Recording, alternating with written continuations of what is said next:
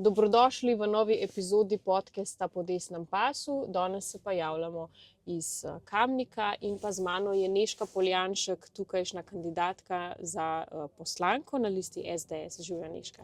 Pozdravljeni.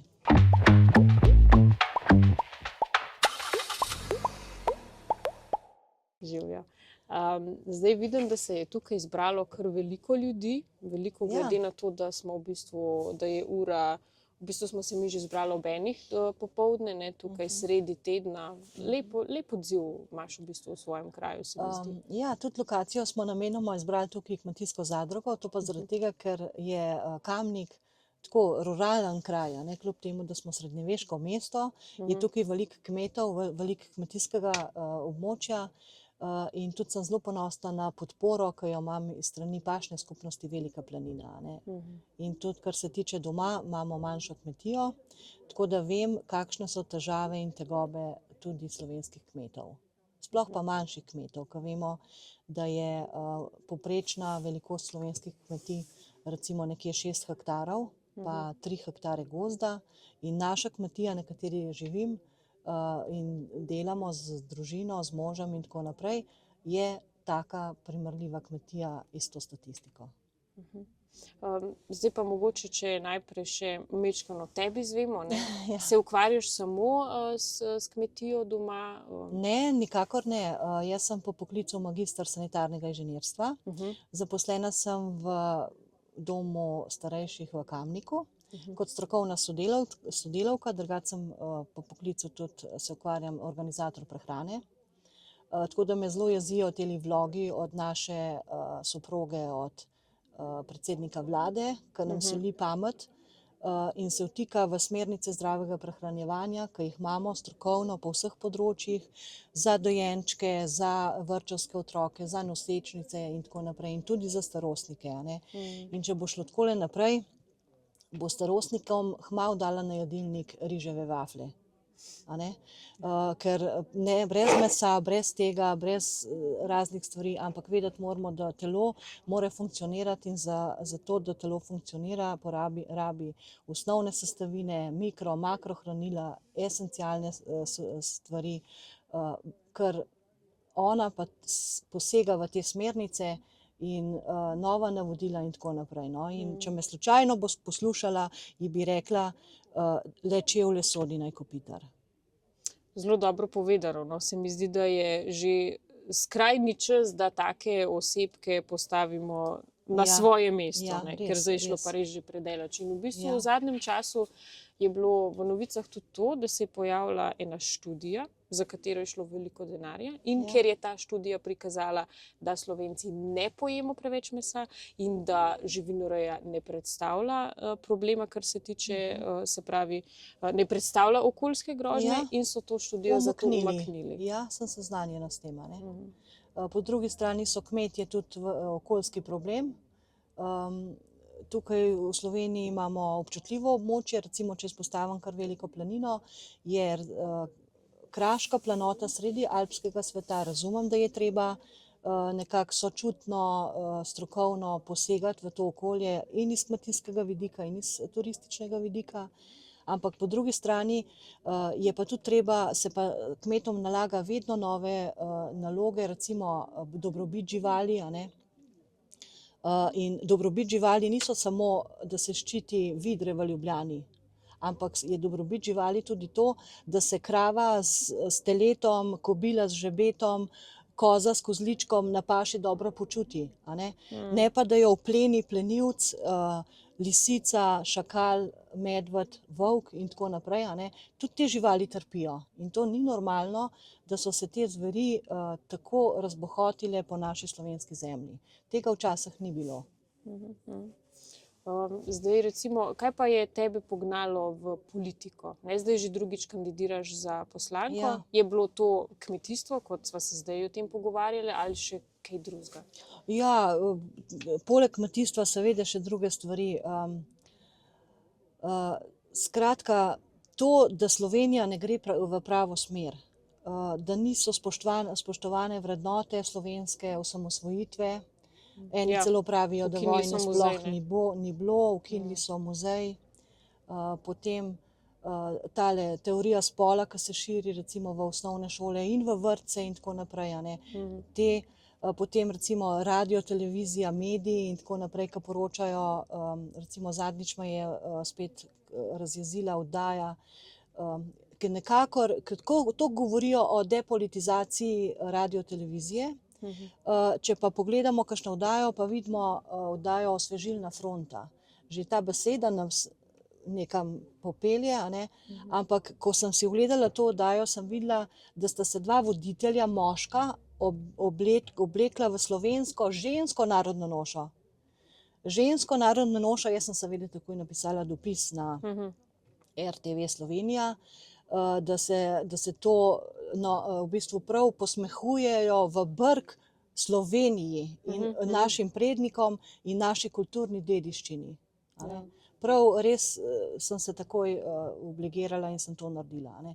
Redno berem tudi tela poročila Radio Televizije Slovenija, ker koliko je kaj pritožb in opazujem, da je vsako leto več pritožb zainteresirane javnosti na radio televizijo. Se pravi, da vendarle ljudem ni vseeno, kaj javna radio televizija poroča, kaj jo konec koncev tudi plačujemo. Potem še ena oddaja, ki me je pa tudi zelo razjezila, je pa bila nova oddaja na Radio Slovenija, je pa oddaja Od juga. Se pravi, da se na javni radioteleviziji nekomu tako zelo žeja po bivši Jugoslaviji, da so dali oddajo ime Od juga in noter so predstavljali neko glasbo iz nekega gorovja iz okolice Sarajeva. Iz okolice Sarajeva. Me prav zanima, če imajo v teh bivših republikah, zdaj državah bivše Jugoslavije, tudi kakšno oddajo, ki bi recimo dali naslov Od severa, recimo, da se jim kolca po Sloveniji. Me prav zanima. Ampak mi pa tako po depolitizirani naši radioteleviziji imamo pa to oddajo. Zjutraj v prime timeu, tam nekje okrog 7 ure zjutraj, ko se ljudje vozimo v službe. Ja, to je zdaj že več kot jasno, da ta javna radiotelevizija ne dela v interesu vseh državljanov, ki pa jo še vseeno financiramo. Vsi plačujemo prispevek zanjo. Žal, res. Zdaj se nahajava v Kamniku in vsako leto imate tudi v Kamniku tisti festival narodnih noš. Ja, narodnih noš in oblačilne dediščine. Ja, tudi sama imam narodno nošo. In se z veseljem udeležim tega in to je res spektakel, tradicija in zbere se rekordno število ljudi in res obiskano in lepo pripravljeno. Res smo ponosni na ta dogodek. Zdaj, lepo je, da se to dogaja v Kamniku, ampak še vseeno pa pogrešamo to malo boljše na nacionalni ravni. Recimo ukinili so Muzej slovenske osamosvojitve, ni dovolj gradiva v šolah na temo slovenske osamosvojitve. Kaj storiti v tej smeri?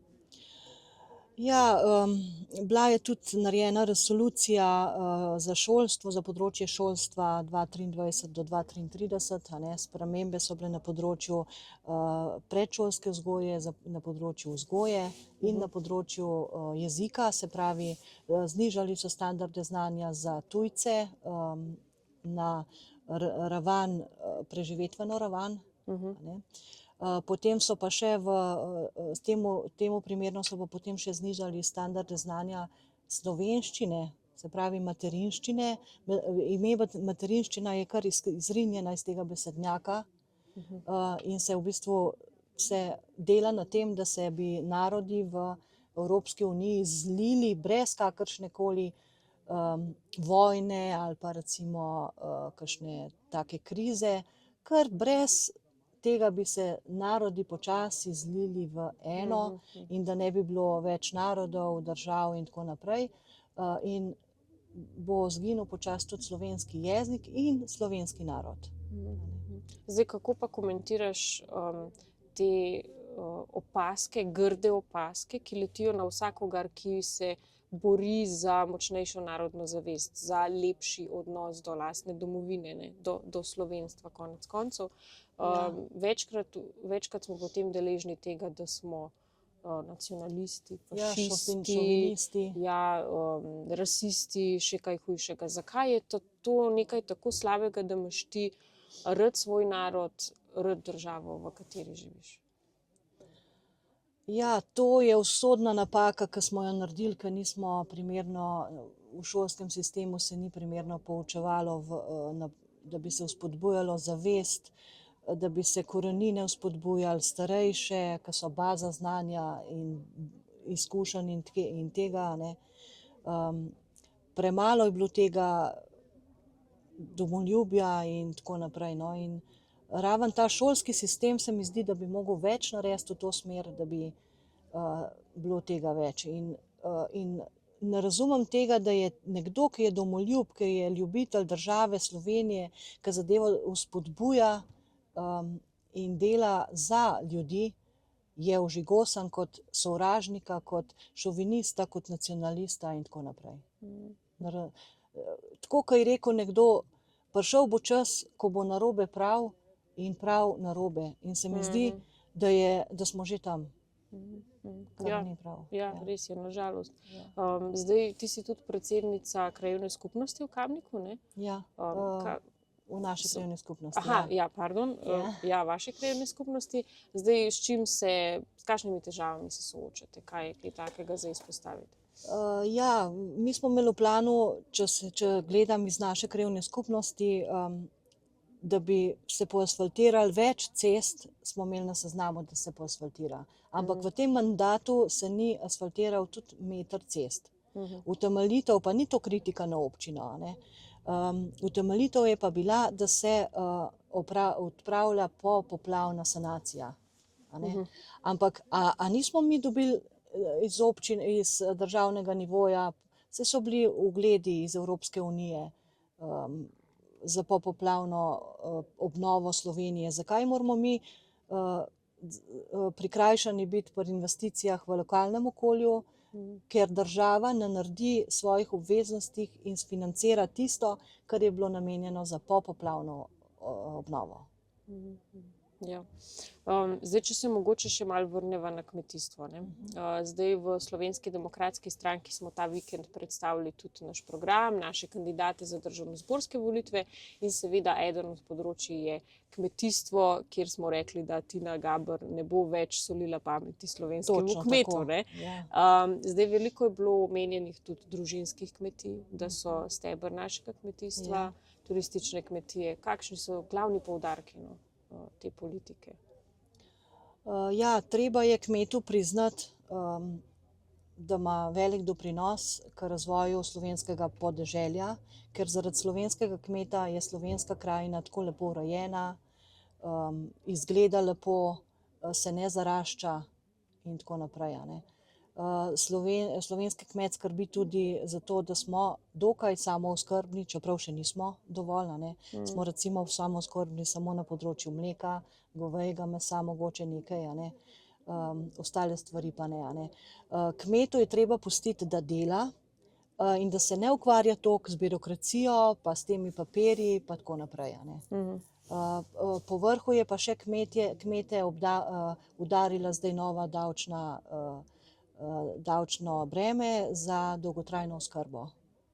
Ker vsi zaposleni imamo 1% od bruto, delodajalec 1% od bruto, upokojenci 1% od neto in kmetje pa samozaposleni pa 2% za dolgotrajno oskrbo. Pa mogoče še malo več komentarjev na dolgotrajno oskrbo, glede na to, da tudi delaš v domu za ostarele. Kako to zdaj izgleda v praksi? Je kakšna storitev ali je sploh ni? Ja, moramo priznati, da dolgotrajna oskrba je projekt, velik projekt. Ampak se zatika in meni se ne zdi prav, da so se pod preprogo ali pa da je v predalu ostale so ideje, ki jih je imela že prejšnja vlada.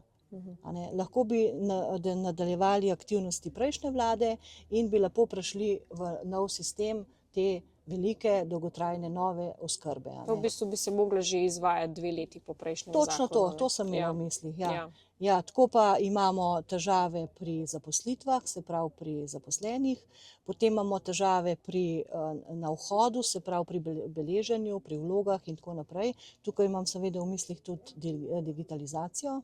Potem tretji problem je oskrba na domu, ki se v bistvu sploh ne izvaja, ampak se slabo recimo izvaja. In četrti problem so pa seveda te davki, ki sem že prej omenila. No, in ko se srečam takole na terenu z ljudmi, mi pravijo, da oskrba starejših bi mogla biti takrat, ne glede na to, kakšna, ampak takrat, ko starostnik dejansko oskrbo potrebuje, jo bi mogel dobiti. No, tako mi rečejo, ne glede na to, kdaj in kako, važen je, da takrat, ko starostnik oskrbo potrebuje, bi mogel jo biti deležen. Ne glede na to, kakšno oskrbo potrebuje. Lahko je to samo, da gre nekdo namest starostnika v trgovino. Ne mislim samo institucionalno varstvo. Recimo, ker sem spremljala zakonodajo tik pred koncem leta, in to res tik pred koncem leta, 27. decembra je bil sprejet en popravek zakona. In to 27. decembra, takrat ne vem, kako sploh možno, da uradni list izide. Ja, res je.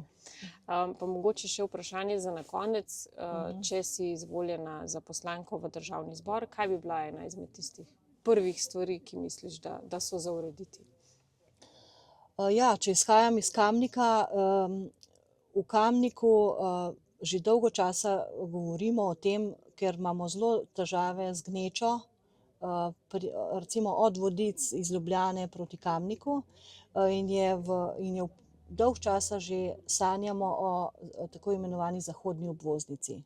In ta zahodna obvoznica bi rešila gnečo od Vodic, Most, Komende, Kamnika, Mengša in tako naprej. Ker takrat, ko mi zdaj porabimo uro, dve, lahko celo, če pride do zastojev za prehod iz Ljubljane, ko imamo le 24 kilometrov. Se pravi, prometna kljub temu, da imamo železniški promet, imamo avtobusni promet. Avtobusni promet je zaseden, železniški promet v konicah se tudi na vlakih stoji. To pomeni, da nekaj pa vendarle ni v redu. In ta projekt te zahodne obvoznice bi bil projekt za obe občini, ker kandidiram tudi za občino Komenda. In ta projekt bi bil skupen projekt občine Kamnik in Komenda. Če pa na Kamnik pa isto, se dušimo v prometu tudi. Problem je parkiranje okrog zdravstvenega doma Kamnik. Tudi tam govori se dalj časa že, planira se tole parkirno hišo, ampak nikoli ni bilo tiste volje, nekega skupnega konsenza, da bi do te hiše prišlo. Moti nas pa tudi, kar ste prej vprašala glede občine Kamnik. Vlada je dala, ne vem, 900 000 evrov za sanacijo vodovodnega omrežja v Bosni, v Veliki Kladuši. V naši občini je pa dolg časa že v planu projekt vodovoda Potok, Vranja Peč pa Velika Lašna, ki bi podobno ceno, je ocenjena vredna 700 000 evrov, ga že čakajo ljudje. Saj so oskrbljeni z vodo, samo v enem letu se na to lokacijo pripelje 470 cistern pitne vode. Ampak naša vlada je dala prioriteto vodovod v Veliki Kladuši. Ja, v Bosni in Hercegovini. Tako. Najlepša hvala za ta pogovor, Nežka. Jaz ti želim vso srečo na prihajajočih volitvah. Tudi jaz vam, tudi vi ste v Ljubljani kandidatka. Ja, res je, hvala. In pa seveda, da skupaj popeljemo to Slovenijo nazaj na pot uspeha in na pot razuma. Na prave tirnice. Hvala.